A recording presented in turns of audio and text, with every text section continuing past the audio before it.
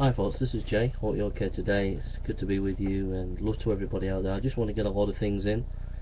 I've got a lot of things to say and I just want to get it in.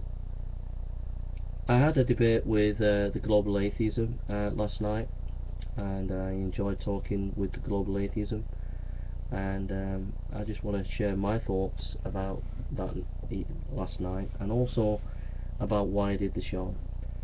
I did the show because I wanted to communicate to David that even if I lost the debate, that if he went away recognizing that I was trying to engage with him and that I was showing him the love, then if he got that, then if I lost the debate, then I was happy. And that's what I was intending to do. I was intending to do that because I feel that it's come to the end of my journey here, and I feel that I genuinely feel that it's become too dangerous. That there are groups out there, militant atheists, who have just gone beyond the normality and rationality in the attacks verbally and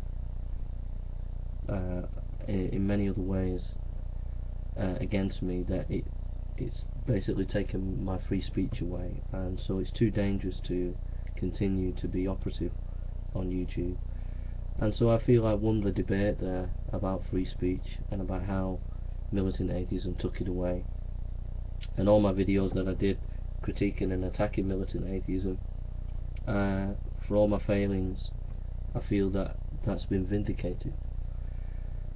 But there's a time for every season, and I feel that for me it's a time to, I don't need to be on YouTube like I used to, and I feel that my job against militant atheism is done and dusted. I won the debate on that, I won the issue on that. You can listen to the Wounded Prophet video, and you can also go on Atheist Examined blog and see my final statement on militant atheism. So my critiquing militant atheism and all the rest of it, that's all done and dusted, it's gone. And I'm in a new sphere now where I'm more interested in evangelizing. I've been to a couple of different places last few days evangelizing with friends and various teams, and I've got lots of other opportunities to evangelize, and part of that is involved in apologetics and preaching, and I'm just really enjoying life and doing that. And so I don't feel the need to be coming on YouTube like I used to do.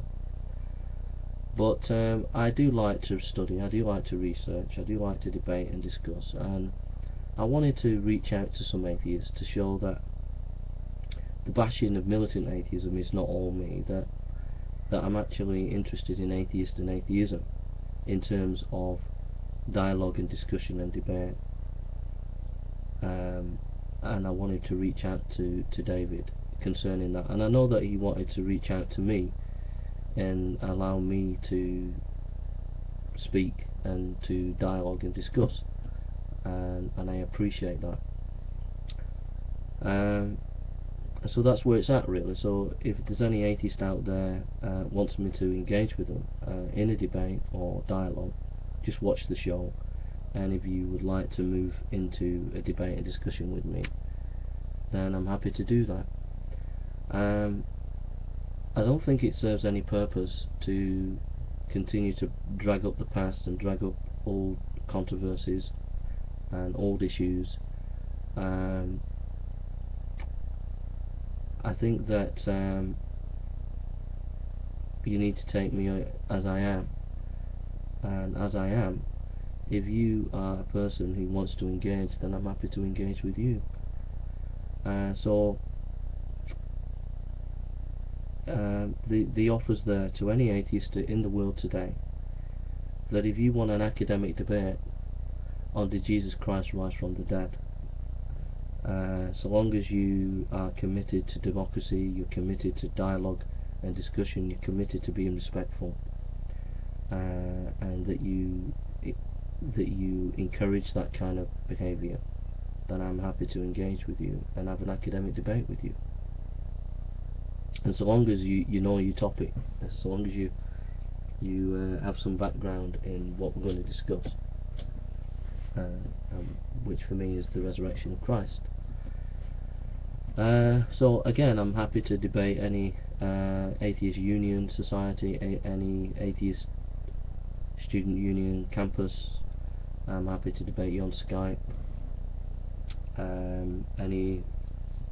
Anywhere around the world, I can debate you from Skype or Google Hangout. And I'm willing to debate anyone who's not famous or famous. It doesn't matter to me. And if you want to engage in proper scholarship and dialogue and debate, then I'm happy to do that. But for me now, it's a case of just get on with life, preaching the gospel, and just getting on with that. I have no desire to continue to make videos on YouTube like I have done. So it's entirely in your hands if you want me to come and debate with you.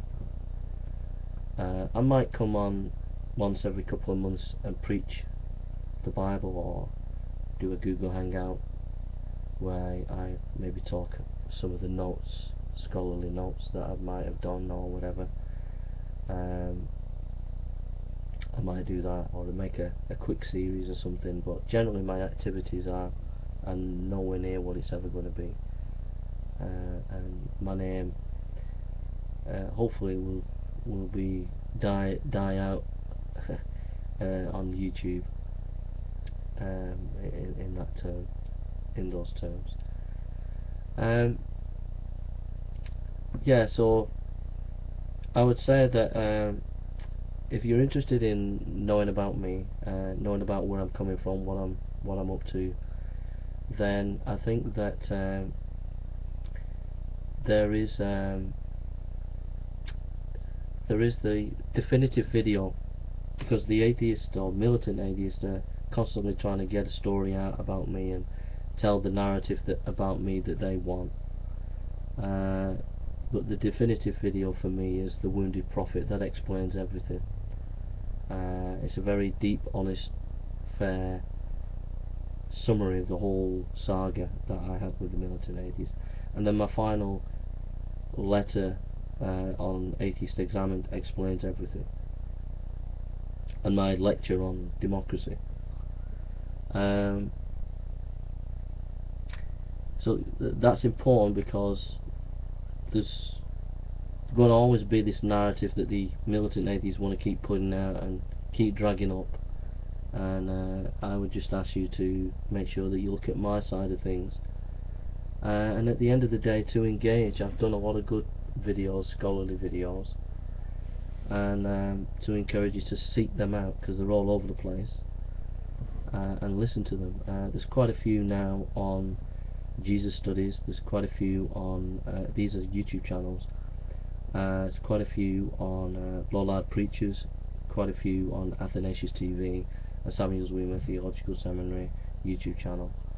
So there you can get a different side to me than what the militant atheists want to present, because there's a crazy side to me, and there's a scholarly side to me, and that's, put them both together, that's Jay. Alright. And you need both sides to get the balanced view of who I am. And that's it really. Just quickly, 3 issues. I think that God helped me to in the debate and discussion. I think that I held my ground. I don't think David understood my position. I don't think the atheists really understand my position. My position, I have studied postmodernism for many years, so my position was well thought out, and they need to go over what I said and think about it and study around what I said, and then they'll get what I'm saying. So he wasn't able to critique my position because he didn't really understand it. So I held my ground. My ground was, I was able to hold my ground, um, his ground, I was able to show from neuroscience, from hermeneutics, and from culture, those three issues. There were issues with pragmatism. So from neuroscience, his theory of perception was dogmatic, and that led him to have a pragmatic view of knowledge. But I showed that he was being dogmatic about that he didn't know what consciousness was. Then he quickly threw in later on in the discussion a text from the Bible, as if that was his knockdown argument against Christianity. And then I was able to counter that by showing him that pragmatism is not a good way to do hermeneutics, and try to encourage him to engage with that and look into neo-pragmatism and give some sources, gave a source for that. And then I showed him that in pragmatism there is an agenda, and he countered that by saying we have creationism as an agenda. And I take that point, but I was not making that point. I was not pushing for creationism in schools at that point, although I have done in the past, but I wasn't doing it there. So that was a moot point. The point is, on his argument for pragmatism, that there is an agenda there, cultural agenda, which I unpacked in the discussion, and it's not a case of knowing, solving a problem using scientific knowledge. That's what pragmatism is all about, and then if it works, it comes to truth. But that there are cultural influences by pragmatists like John Dewey being committed to democracy, and democracy is fueling his pragmatism. So it's not, pragmatism is not just about truth is what works. There's a truth before the truth that what works, and that truth for Dewey is democracy, etc. Yeah. So on those three levels, on the neuroscience, on hermeneutics, and on cultural studies, and the foundation of how pragmatism worked, I think on those three levels I pushed him and undermined his position. And my position was Jesus Christ, and he in no way undermined that position in any way. There was nothing that he said that undermined that position. So my position stood. I went into why that position is valid, talked about objective and subjective knowledge, talked about presuppositional knowledge, and unpacked it. But again, I don't think he understood what I was getting at, because he didn't realise, he was not expecting my approach. And then finally, in the end, he made some cliche statements about William Lane Craig, and I think I unpacked that by showing him that he needed to have a broader perspective in the area of scholarship, and you can go and look at that in the last 10 minutes of the debate. And so I think God helped me to give me a good account of myself. I think I treated him with respect, and I think the one main thing that I gained from the global atheism is he knows his stuff as a scientist, and I think he did a good job in talking about psychology in the debate, generally speaking, and you can't fault him for that. And I think he's impatient with, and I get it and I understand it, and I think he's correct. He's impatient with a lot of creationists when they come out with arguments that are simplistic and not about science and not thought through or well researched. And I think that what I gain from it is, if you're going to use science, to make sure that you do the research, make sure that you've done the work when you start commentating on these things, because there are people like David who are highly intelligent, highly versed in science, and they're just getting annoyed with it because it's not representing their field in a fair way. But I hope that he takes from this discussion, that he should do, and I hope he does, that I pushed him on historical Jesus studies about Carrier and his misquoting of Philo, and how I gave him